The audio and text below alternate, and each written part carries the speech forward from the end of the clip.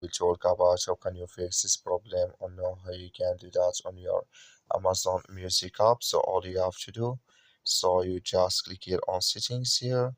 When you just click on settings, it's going to show for you a list like this here. Then you go down, just keep going down, click here on apps here. So when you just click on apps, it's going to take you to this list. And here you're looking for Amazon Music app, just click on it here, or just click on search. Then here add Amazon Music app, you just click on it. So then it's going to take you to this list. Click here on force stop, click on OK. Then you go down, just click on storage.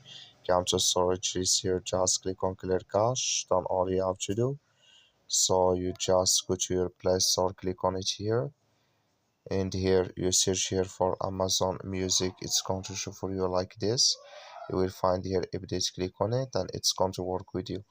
That's all you have to do. Thank you for watching. Don't forget to support us by liking, subscribe.